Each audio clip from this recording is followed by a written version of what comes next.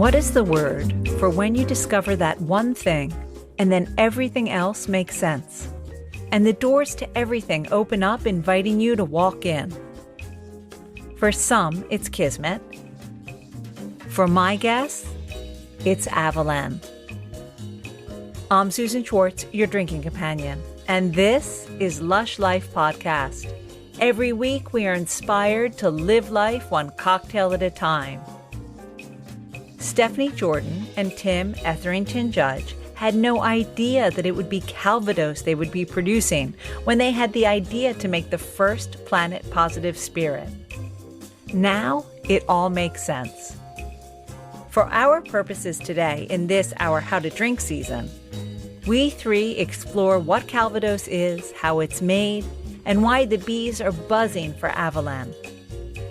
But before we get started, just a heads up that the cocktail of the week is coming up right after we chat to Stephanie and Tim. If you live in the UK and want to buy any of the spirits I talk about, including Avallen, then head over to spiritskiosk.com, where you, as a Lush Life listener, will receive 10% off the entire site by quoting this code, ALushLife10SK. That's all one word, ALushLife10SK. Have fun shopping. Now, let's find out how to drink Avallen, and don't miss the birds having their say towards the end of the chat. So before we get right into Calvados, Avallen, apples, bees, all that stuff, why don't you introduce yourselves? Steph, you want to start? Yeah, sure. Well, hi there, Susan. My name is Stephanie Jordan. We like to call me Queen Bee, or I like to call me Queen Bee. So I'm the co-founder of Avallen Spirits alongside Mr. TEJ. I have been in the drinks industry for well over 15 years. I was raised basically out of a barrel in Burgundy, France. And I am incredibly passionate about basically driving education, purpose, and strategy in wine and spirits. Fabulous. Tim? Hi, my name's Tim. I have a crazy long surname. I'm the other co-founder of Avallen and also Stephanie's tech support. I've come from a bartending background, grew up in sunny Cornwall in the southwest of England. Super passionate about sustainability and environmental protection. So from being a teenager, I've strapped myself to petrol pumps and campaigned and protested towards environmental protection. And so Avallen is an extension of that side of my personality as well. There's so much more to it than that, but they can listen to your histories when I interviewed you guys separately. But there must have been a time when you met, you came together, and you decided to create this gorgeous product. So why don't you tell me about that? I better we do have this because different stories, so I'll let Tim lead. Steph doesn't remember when we met ever. And every time we do interviews like this, she was like, yeah, we met at some point. And Steph don't remember. So me and Steph first met when we were both working at Diageo. They run this giant competition called World Class. And back in 2000 something or other, it was on a boat. I think it was 2013. They held it on a boat in the Mediterranean. So it did like Monte Carlo, Nice, Saint-Tropez, Ibiza, and Barcelona. I was the global ambassador for Bullet at the time, and Steph was the Spanish reserve ambassador. Steph was chaperoning the Spanish competitor, and I was running all of the competition bars, and we met on that boat. And said competitor, David Rios, did actually just win the whole darn thing. Just saying. Yeah, and that's we met and we became friends and we ended up working on the same team. So Steph joined the global ambassador team as the Tanqueray ambassador. So the only global female Tanqueray ambassador in history. And such the friendship was born from there. How did you all come together and decide that you wanted to create Avallen or even go into Calvados? I suppose it actually happened in a really kind of serendipitous way. We both left Diageo around about the same time for different reasons personally, but ultimately there was that kind of consistency around our values and wanting to be a little bit truer to ourselves and step into, careers and lives that truly did reflect what we knew to be true in our hearts, right? Which is a lot of what we'll talk about with Avallen, which is this planet positivity. And it is giving back more than we take and proving this concept that there's such a thing as positive profit. And but basically we're both out for about a year. Tim set up Healthy Hospo, which some of you will know about, a happier, healthier hospitality industry, a platform dedicated to the wellness of bartenders, et cetera, et cetera. And I was doing some consultancy with Drinking Out Loud. And I actually think Tim missed a flight, ended up spending a night over at ours in Amsterdam. We were sitting around a kitchen table, as you do, chewing the fat. And the idea was born. I was pretty determined that I wanted to create my own spirits brand.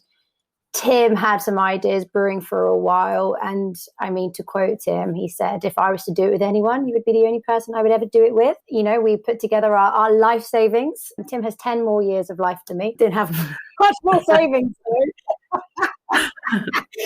So we put the whole entire gigantic, minuscule pot together.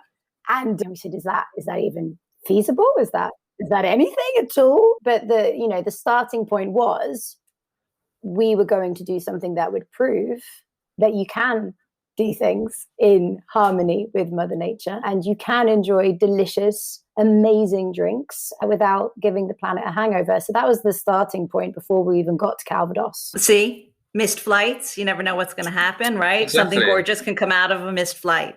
So we're here to talk about drinking not only Avallen, but Calvados. Mm-hmm. We'll get to how you decided to embark in making a new Calvados. But what did you know of Calvados before? Had it been part of your lives? Where did you even encounter it for the first time? I've been a big fan of Calvados for a while. So growing up in Cornwall, you grew up around apples. Around here, there's a lot of apple orchards, a lot of local cider. We've got 2 apple trees and a pear tree in the garden. So, so you're kind of constantly surrounded in that. And so I knew of from my bartending days as well, of this fabulous apple brandy from France. It's one of the 3 great brandies from France, alongside cognac and armagnac, but it's the only one that's not made from grapes. And also Cornwall has very strong connections with Normandy, which is where Calvados is made. Oh. Yeah, so it's quite funny to be. There's a shared historical language, which is actually where the name Avallen came from. So it means apple tree in both Old Cornish and Old Breton. Old Breton is the language of Normandy, or the historical language of Normandy and Brittany. And the shared languages of Cornish and Breton are almost identical. So there's that. There's also, the distillery where Avallen is made is about 40 kilometers from Mont Saint-Michel, which is the big tourist attraction. And where I grew up in Cornwall is about 10 kilometers from St. Michael's Mount, which is the English version of Mont Saint-Michel. It's exactly the same, kind of a monastery on a rock out at sea that you have to get to by a causeway. So there's lots of those kind of historical connections. Is it, Tim? It's not as famous, but we still have a proper causeway. We didn't build a road. So ours is still very traditional. And do you get 4 million visitors a year? Okay, wait. There's a lot of visitors. So, but we digress. So I'd known about Calvados for a long time. And had been a big fan of it, but we didn't set out to make a Calvados.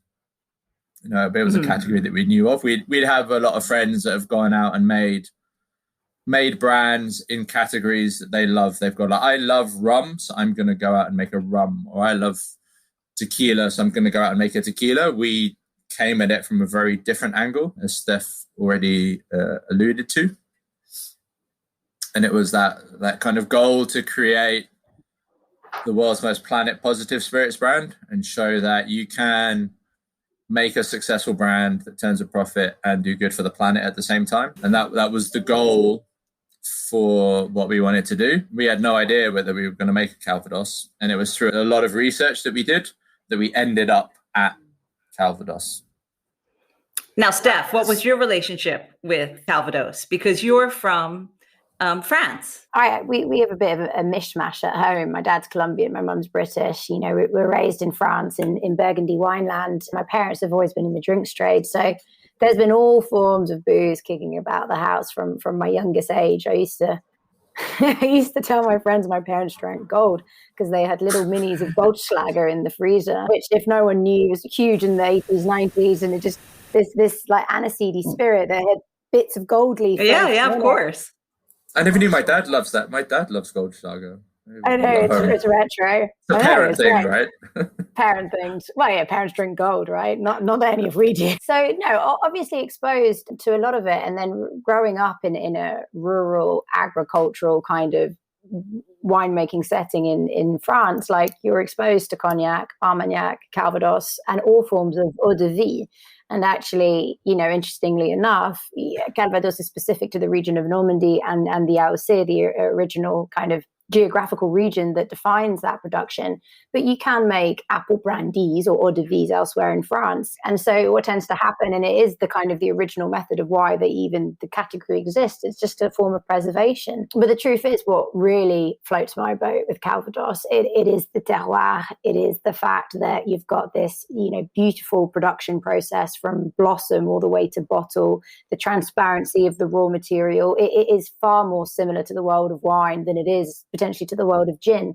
And I remember when I started my career at Diageo, I'd already done my WSETs up to level 3. I joined as a grad. I was 22 and I had my first trip up to Scotland. And I was asking them a bunch of questions over at the Glenkinchie distillery. And one of them was, well, where's the cereal from? This barley, the raw material, because that's what I knew. And what was the harvest like? And what's the land? And what's the terroir? And what was the climate? And they just all looked at me like I was crazy, because the story for them really began, if at anything, germination, maybe fermentation. And obviously the big thing they like to talk about is the distillation and the maturation. But I always felt like we were missing that starting point of what you make it from. And that's something that you find again in the world of Calvados in a way that's just totally mesmerizing. Okay, for people who might not know what I'm even talking about, what is Calvados? Maybe you can talk me through literally what it's made of and how it's made. I'll give a headline and then Tim can fill in on specifics. Okay. Calvados is French apple brandy.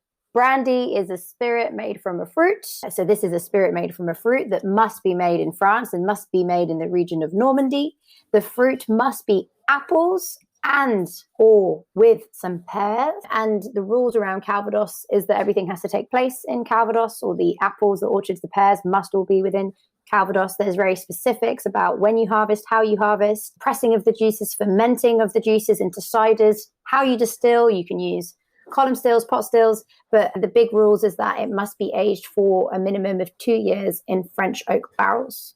So it is a French apple brandy aged for a minimum of 2 years in French oak barrels. That is what Calvados is. So even in Cornwall, which has its own Mont Saint-Michel, that's not Calvados. No, the easiest way to think about it is brandy and cognac. So you can make apple brandy from apples anywhere in the world, but you can only make Calvados in Normandy. Like you can make brandy from grapes anywhere in the world, but you can only make cognac from the region of cognac. So, or tequila and mezcal, it's a very specific regulated type of apple brandy. Now, when you were starting to think about making a Calvados, who was drinking it? Did it have a reputation?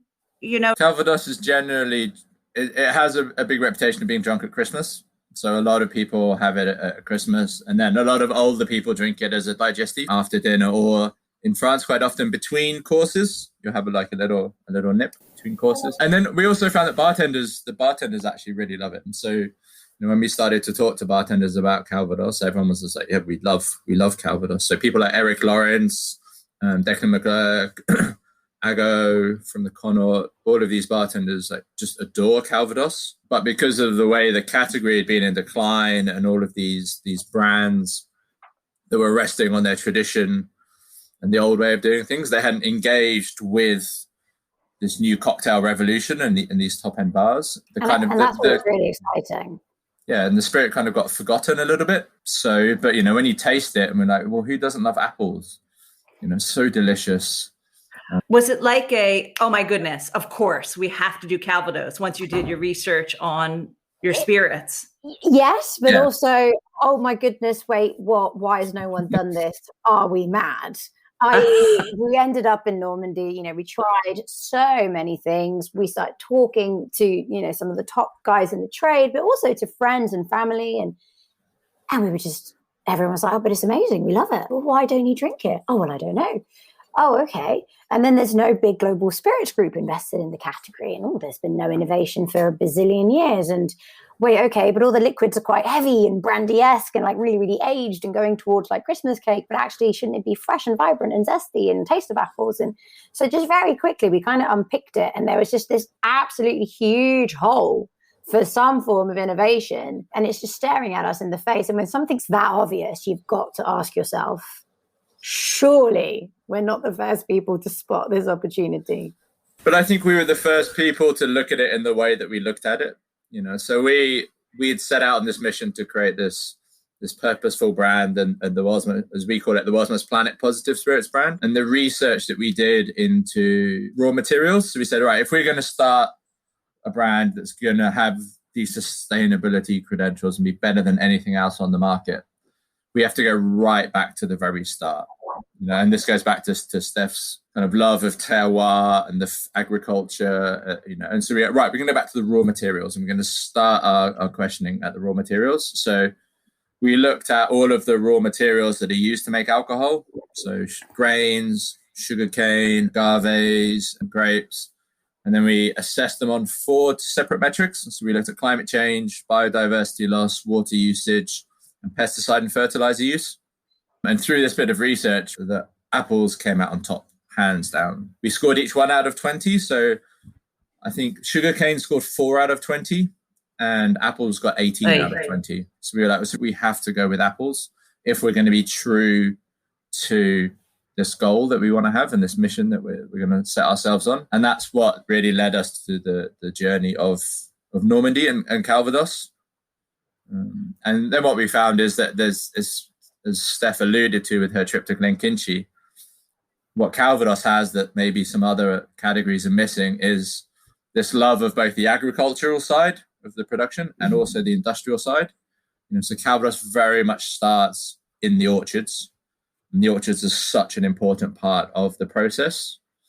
Whereas maybe with Scotch, you don't really talk about the fields of barley and how they grow and all of the intricacies there. And they're starting to. There's a lot of sort of field to faint, and there is an evolution, and you've got sort of Jura that are doing some great things as well. But definitely 10, 15 years ago, no. And I think interestingly, if you look into sort of what's been really booming recently, i.e. sort of the world of gin, yes, there's all the spiel around the botanicals, but really the origin of that botanical becomes the story versus the base spirit that you're drinking. And, 9 times out of 10, you're drinking grain. And then when you sit and you sort of are in a bar and you're looking up at the shelves of all these beautiful sort of sparkly bottles, you come to realize that there's just a total lack of biodiversity. We have been drinking monocrops for the past 50 years and industrialized at high scale, and of which 90% of that back bar, by the way, belongs to a global group.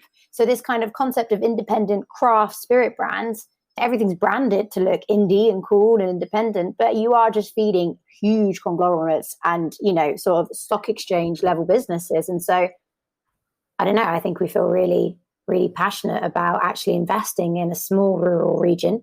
Calvados has up until recently been in decline.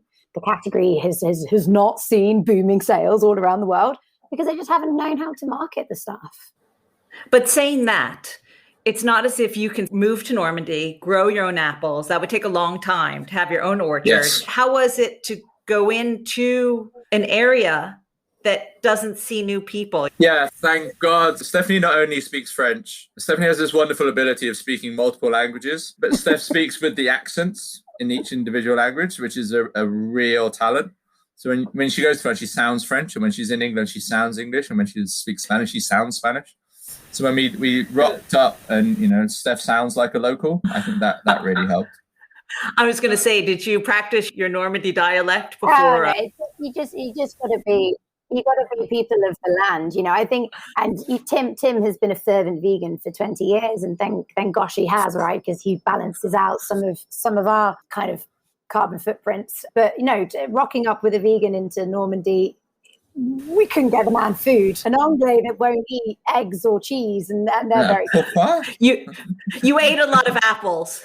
No, not even that. There was this hilarious time that we drove down, and our distiller called the hotel, because we were running a bit late. A bit late. We were in an electric car that couldn't charge. We were 8 hours late. It wasn't the car's fault. It was the France's charging network. So we arrived at the hotel and they'd put the food in the room, and Steph got to her room. She had like breads and cheese and I got there and there was a plate on the side. And what they'd done is they'd grated some carrot and then cut up some cabbage and cling filmed it onto a plate. So I was like, you've literally made me a plate of coleslaw, but without the mayonnaise. And they thought that was my main meal. And then I got a card that said Mademoiselle Stephanie Jordan, and Tim got Tim Judge in brackets Le Vegan. Right. I love it. So saying that, at least you got to a distillery they called the hotel. So I knew now you're working with the distillery. But to back up just a little, was it difficult to find someone to work with? We were lucky. I think this is where we feel that, everything for us is kind of connected and sort of just magically found its way to fit together. It should have been really, really hard, I expect. It wasn't.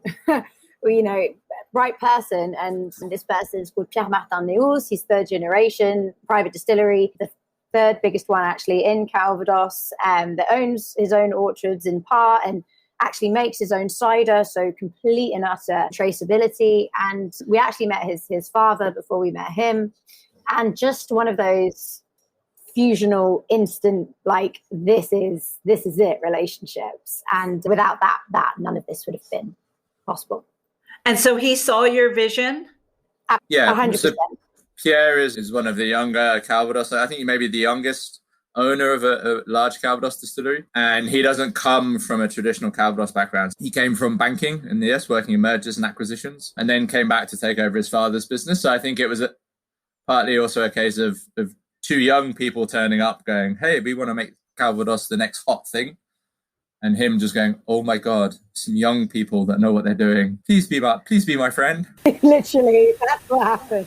But you can say that, you could call it, we manifested this story through doing good stuff and what we wanted to do, or you could say it was luck. But meeting Pierre was a major, major part of our journey towards Avallen. And we'd met a few other people, and we'd had conversations with some other distilleries, and it never quite felt right. They were always trying to push what they thought Calvados was onto us, rather than taking on what we wanted Avallen to be and then producing that. They were always like, this is what Calvados is. It always has sugar in it. It always has some caramel in it. And that's what you're going to have. There's no discussion about taking the sugar out and doing a Calvados that has no sugar, no caramel, no boisé. We don't do that. Whereas with Pierre, it was just like, whatever you want, I can make it, which was very refreshing compared to some of the other producers we spoke to. So I know you have these rules to make Calvados, but I assume that the end product tastes different, or you wouldn't have different Calvadoses. So how long, or what was the process to make the Calvados that you liked? It didn't take that long at all, actually. We met with Pierre and we told him what we wanted. We were very keen on a young Calvados. Despite all Calvados on the market, the entry into the category has got older and older and older. It's gone from thin to VS, now to VSOP. Partly as a response to declining volumes and aging stocks in the warehouses. But all of the people that we spoke to, all the Calvados experts, they were like, Calvados is best at a young age. It ages quite a lot in the barrel and changes rapidly. And it goes from being this fresh, vibrant, floral apple flavor through to kind of much more dry fruits and spicy flavors. And like really old Calvados can taste like aged rums, heavily aged rums. So we wanted something that was young, fresh, vibrant, and without the sugar, without caramel, without boisé, so a completely natural product. And it didn't take us long, to be honest, with working with Pierre to get to a product that we were really, really happy with. It was also, we were moving with pace.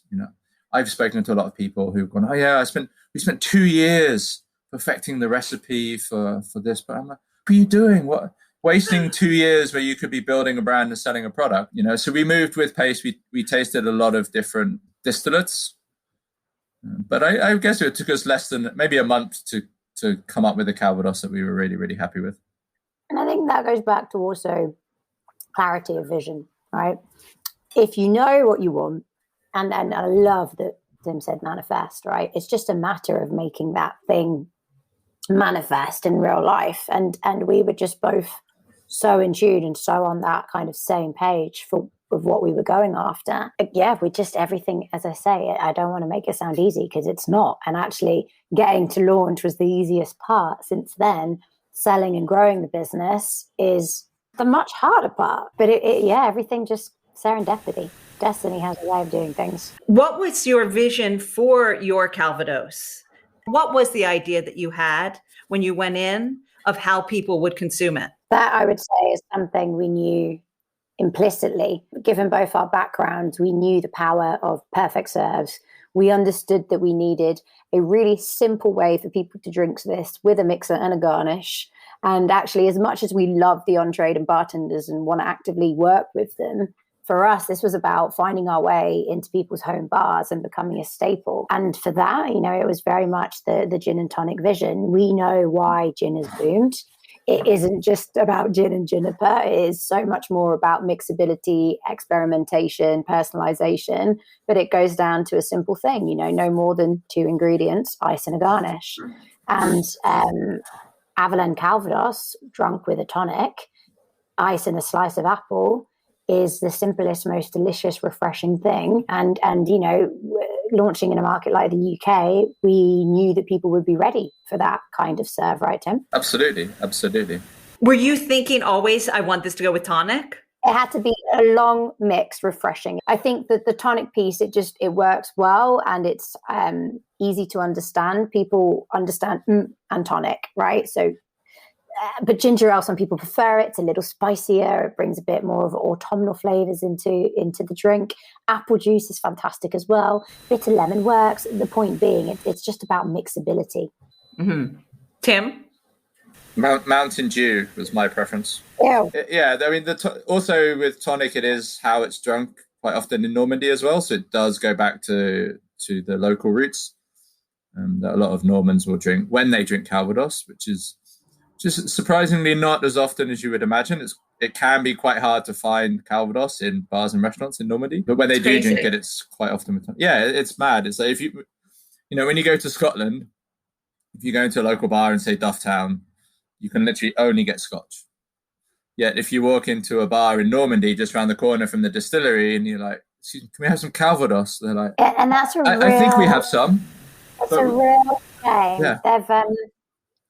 The Normandy people apparently are very different to the Brittany people. The Brittany people built ships and explored and came back and were full of pride and confidence and, almost that regionalism. And the Normandy folk are just much more rural and more inward and more inland.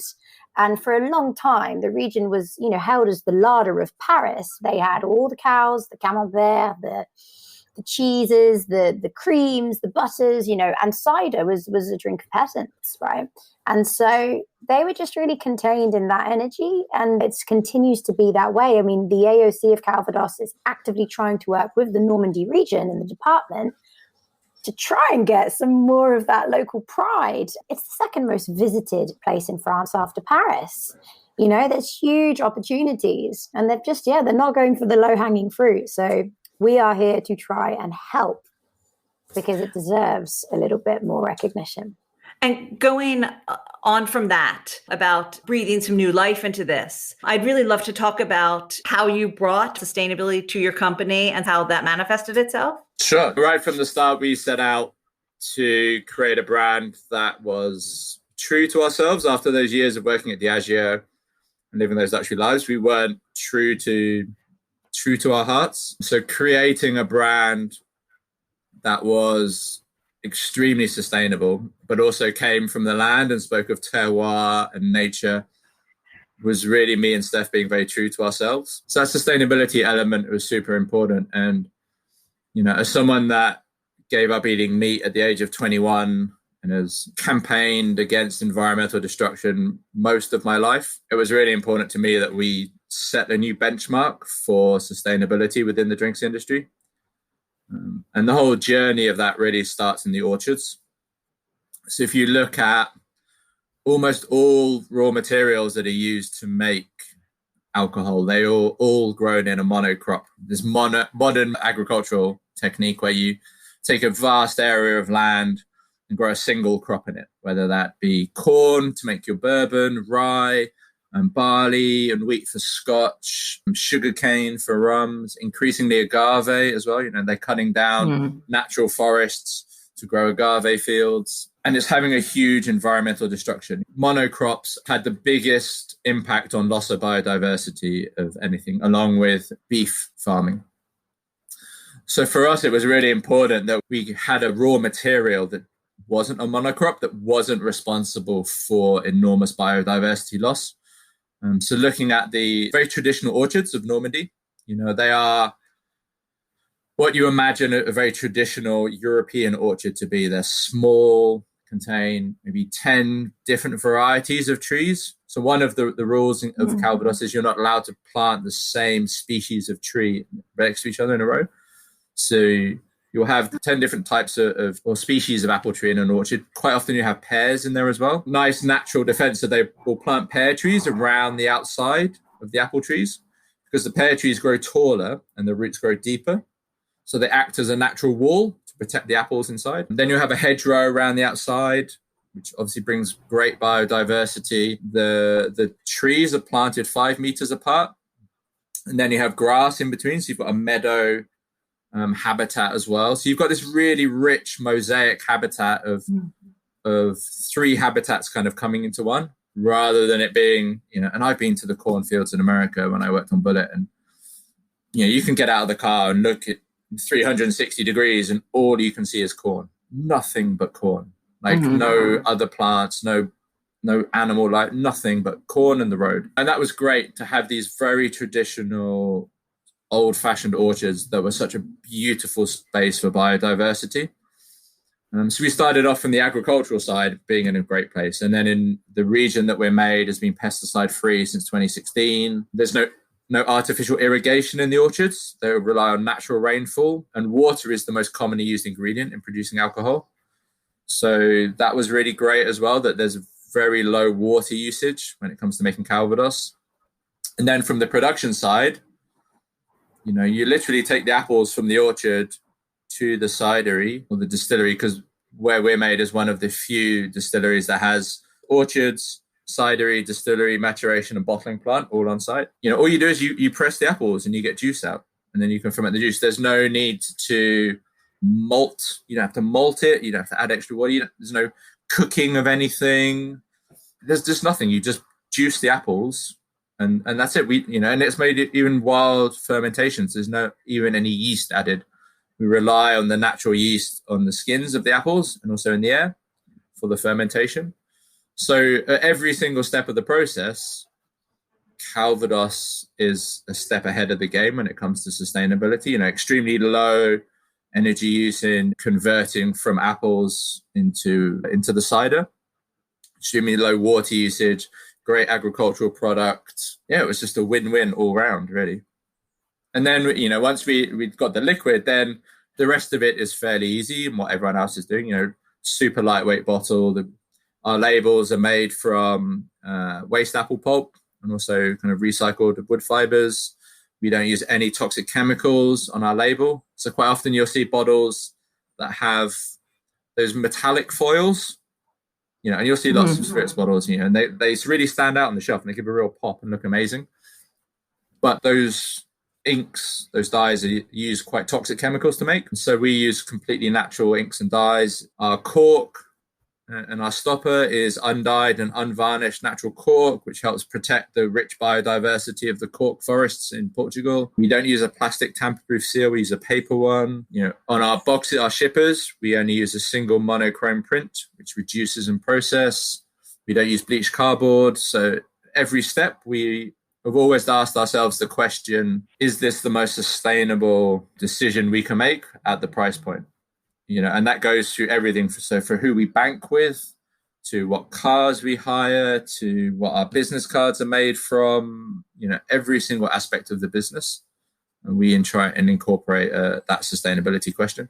And Steph, you can tell me about your relationship with bees, because you are the queen bee of Avallen. Why did you decide that each bottle, a percentage of it would go to bee conservation? Where did that link come in? So I think, again, looking back at this production process and biodiversity, ultimately, all of this wonderful world of apples and Calvados entirely depends on wild bees doing their thing and pollinating our blossoms.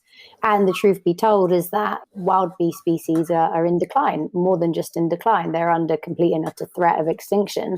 And our very survival depends on them thriving. And it depends what you define survival to be. But if you like eating and drinking anything but bread, then you kind of want bees to stick around. And so it was just a really simple way for us to start to articulate some of our beliefs. Now, be positive for us is an attitude. It's a philosophy by which we live at Avallen. And specifically working to preserve wild bee species it's a simple way to start to articulate some of the good work that we want to do. Ultimately, at the size of business that we're at, we have to work through organizations that are dedicated and specialized in doing this preservation work. But hopefully, as we grow, we're going to be able to create a sort of trust and a fund within the company itself.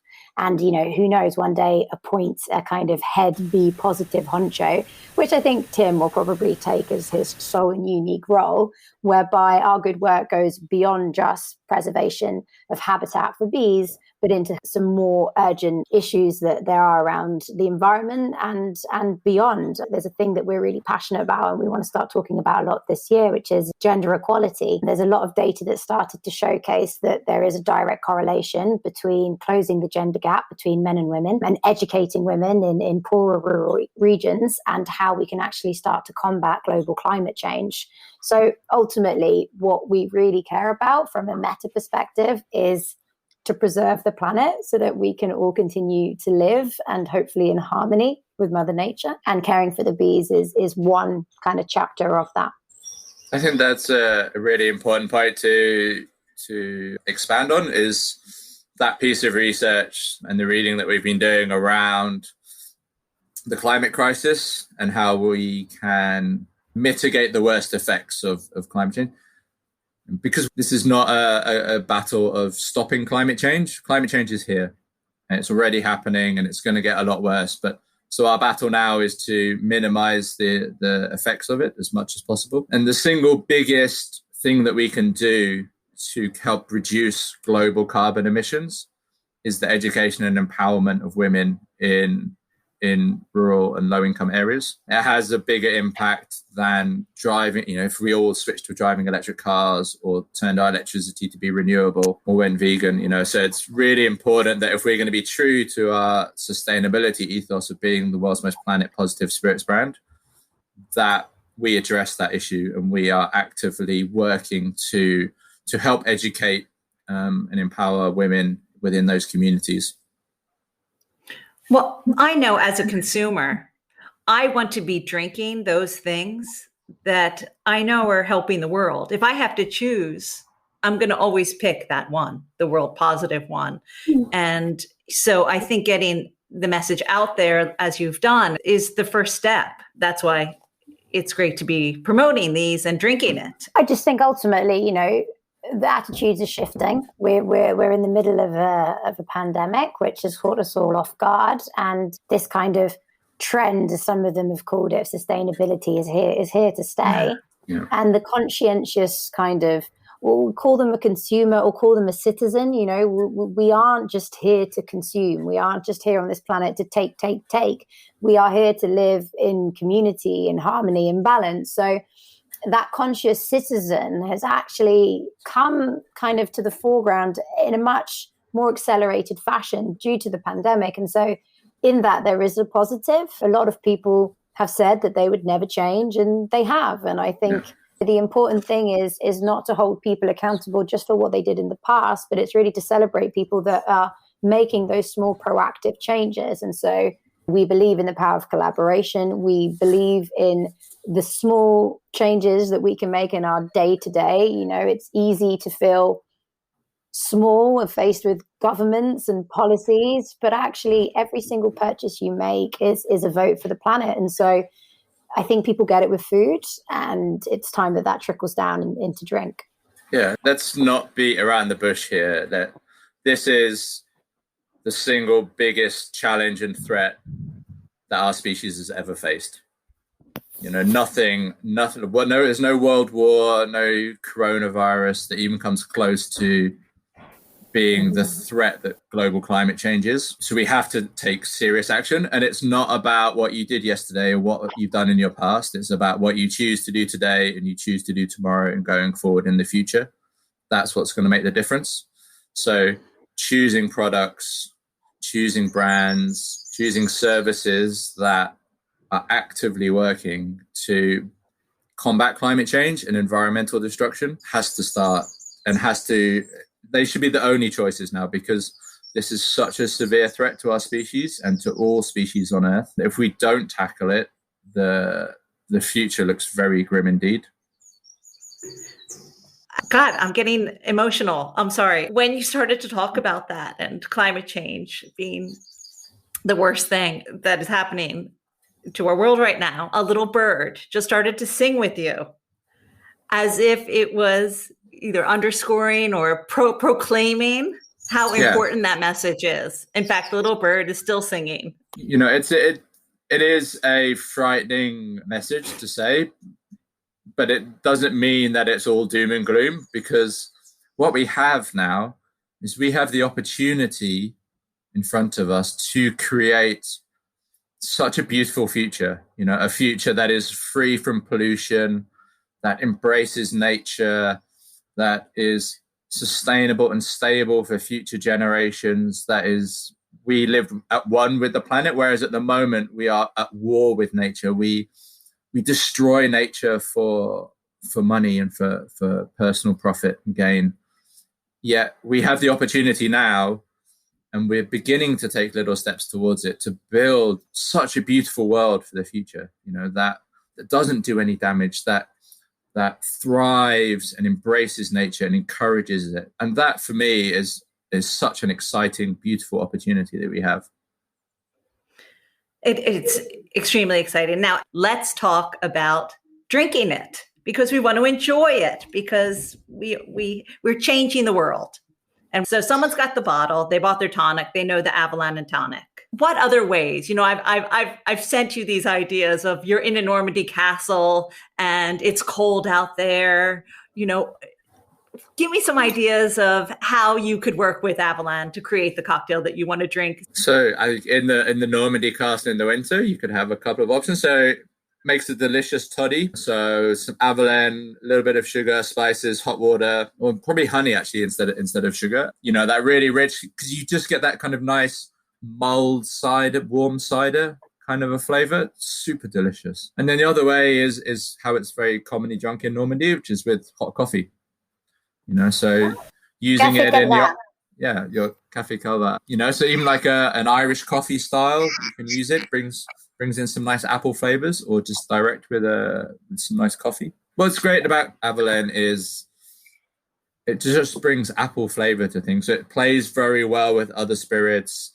It fits very well in other drinks. There's a good friend of ours who too, Susan, who says that every cognac cocktail is improved by using Calvados instead of cognac. You could also just drink it neat, because it is 11:39 in the morning and I've been sipping on it since we started talking. But that wasn't the intention. And I actually think there's not that many chateaus in Normandy. It's really more kind of the, old school Tudor-esque beanie farms. But just fresh apple juice is delicious if you've got that at hand. And if you don't, honestly, there's all the old school ways. And then it just depends. It depends what you've got available. We love sours, but we debate whether citrus right now is the most sustainable thing for us to be focusing on, especially when we're in Europe, right? And so whatever's in season really tends to be a really good option. So I remember, growing up as a bartender. I was a bartender. I love classic cocktails, and if you go back through lots of the old cocktail books, from the turn of the 20th century, and then maybe a bit later, there are lots of old Calvados cocktails in there. like the Pan American Clipper, the Delicious Sour, and the Jacques Rose, which was taken by the Americans and turned into Applejack. But lots of great old cocktails, and I find that you can add a little bit of Avallen into these drinks and bring that little bit of apple flavor. One of my favorite drinks I had last year before getting into lockdown was a Sazerac twist with plantation pineapple and Avallen, which was just like a tropical, floral, appley, fruity twist on a Sazerac, and it was so delicious. Every Avallen Sazerac I've had has been absolute bliss. Now, on the reverse side of not the winter in the castle, but the winter in the farmhouse, we're going right to the beach. Would you just grab a 6-pack of tonic and a bottle of Avallen? What would you put in your thermos to take to the beach for friends? I mean, I lived on a tropical island in the middle of the Indian Ocean for 2.5 years of my life called Reunion. And the most delicious way, and they were obsessed with Johnny Walker, and they would drink Johnny Walker Red Label by just pouring it straight into a fresh coconut. And like fresh coconut milk or water ultimately, and scotch is amazing. And actually doing that with Avallen is even better. It's bright, it's vibrant, it's refreshing. It's got subtle sweetness, of which all of it is totally natural. So yeah, I'd just pour Avallen into coconuts. That's what I'd do. Oh my God, that sounds amazing. Now, this can be Avallen related or not, but I always ask my guests for the top tips for the home bartender. Right, okay, I'll do a tip 1, and then Tim can follow with his. My first tip is ice. Ice is always such a joke at home. What are you saying? I took your one. Yes. No, it's so funny. Literally everyone I interview starts with ice. It starts with ice. I could do a whole show on ice. In fact, maybe I will. You should. And also train whoever you live with to help make ice again. Because my partner uses up all the wonderful ice I make in my nice fancy molds. And then when I come to get one, there's just nothing left. Just empty molds in the freezer. Okay, you know what? A lot of people have said ice. Give me your exact instructions on how you make ice. Is it that it just should be fresh, or is there a specific way? One at a time. Yeah. First, because you brought it up, Steph, first you tell me, and then Tim. I would say I am not that geeky. I think as long as I've got nice water and that, isn't full of chlorine and grossness, so filtered water at a minimum, and I've got a freezer and a mold, then that's quite good. Like if I don't have a mold, I can use a big glass bowl or a Tupperware and I can smash into it. But the point is I like chunky, big ice, and I'm just not a fan of buying it in plastic bags in supermarkets. So yeah, that's my ice tip, but it's pretty basic. Tim might have a way geekier version of it. Okay, Tim, remember we're talking to the home bartender, so they can't whip out any sous vide machine or anything like that. What is your perfect way of making ice? So my advice to the home bartender is to go to your local cocktail bar and ask them for their professional ice mix. It's a little secret that all bars have special ice mix. That's what you need. What does that even mean? What is a special ice mix? Oh, you have to go to your bar and go to your bar and ask the manager for their special ice mix. I think that you are teasing us. when I used to be a bar manager, when we got new bar backs in who were very fresh and young, we used to send them to the local bars to get a bag of ice mix. So it was just this fun little game where we used to send people around the bars. We used to send them for fallopian tubes, ice mix, and all sorts of funny things. You know what? When my boyfriend comes home, when he goes to the supermarket, he comes home and he has bought chocolate. He always says to me, "Oh, they were giving the chocolate away free with whatever he bought, whatever he was supposed to." And I used to believe him. So I have one last question to ask you. Amazing. All right. And that's, if you could be anywhere drinking right now, where would that be? And what would you be drinking? Steph? If I could be anywhere right now, Susan, I would be in Somerville, Boston, with my little sister, who I haven't seen for over a year, drinking heaps of Avallen tonics and giving her the biggest squeeze in the world. Tim? Where would I like to be anywhere in the world? If I could be anywhere in the world right now, I would like to go back to my favorite country in the world, which is New Zealand. It's the most beautiful country in the world. So it doesn't matter where you are. Whether you're in Auckland, Wellington, Queenstown, Milford Sound, Nelson. Is there a specific cocktail there that you like, or a specific drink that they make? So my very good friend, Jacob Briers, created a drink that when he was the bar manager at the Matterhorn, which is, unfortunately, it no longer exists, but it was one of the great bars of New Zealand and one of the only 2 bars from New Zealand that ever made it into the 50 best bars. And it was, as a young bartender in New Zealand, it was a church to cocktails. And the whole bar was designed around my favorite house in the world, which is Frank Lloyd Wright's Falling Water. So Jacob created a drink called Falling Water, which was 42 Below Feijoa flavored vodka with sparkling water from New Zealand called Chi, which is like a herbal sparkling water, and a slice of cucumber. And it was called Falling Water. And it's the most iconic New Zealand cocktail that I know of. And it just brings back so many happy memories of being in New Zealand and friends and having that drink. And I don't even like cucumber. I hate cucumber, but... And as a vegan, I don't know how you survive. Yeah, I know exactly. Well, thank you so much for being here. I really appreciate it. It was so great to know even more about Avallen, even though I know so much about it, and for you to introduce Calvados and Avallen to everyone. So hopefully the next time I'll be seeing you, we can toast together with an Avallen tonic or one of those delicious cocktails that you told me about. So see you soon, I hope.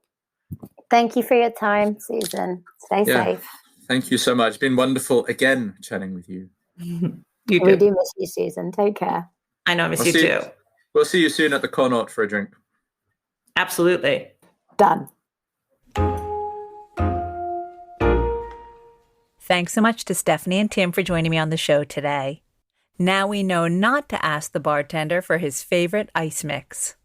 It's very rare to name a new cocktail, but I was lucky enough to do just that. And it's our cocktail of the week. Yes, I had the honor of naming our cocktail of the week, the Queen's Knees. For those who make cocktails often, it's the Avallen take on the bee's knees, but invented by the queen bee herself, Stephanie Jordan. Add all of the following ingredients to a cocktail glass. I like a coupe myself. That's 30 mils of Avallen, 1 teaspoon of your local honey, and 1 dash of orange bitters. Stir with a teaspoon until the honey is dissolved, then top that all up with chilled champagne. And add a small orange peel for extra dazzle. Only a festive cocktail will do for the queen bee.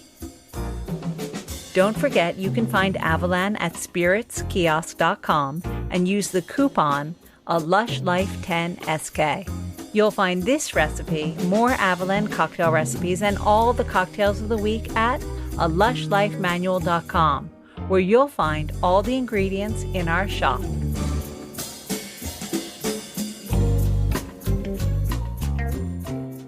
In your life, sometimes you meet people who might not be your best friends, but make your life so worth living. That's how I feel about Stephanie and Tim. I was lucky enough to meet them a few years ago, and now my life wouldn't be the same without knowing them. The birds also feel that way. So if you live for Lush Life, make sure you're giving back to the bars or restaurants you love by donating or taking part in cocktail or food delivery where you live. Theme music for Lush Life is by Steven Shapiro and used with permission.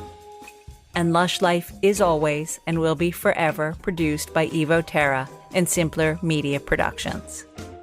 Which leaves me to say the wise words of Oscar Wilde, all things in moderation, including moderation, and always drink responsibly and wash your hands and wear a mask. Next week, we'll be exploring how to drink Irish whiskey with the homeboy himself. Until that time, bottoms up.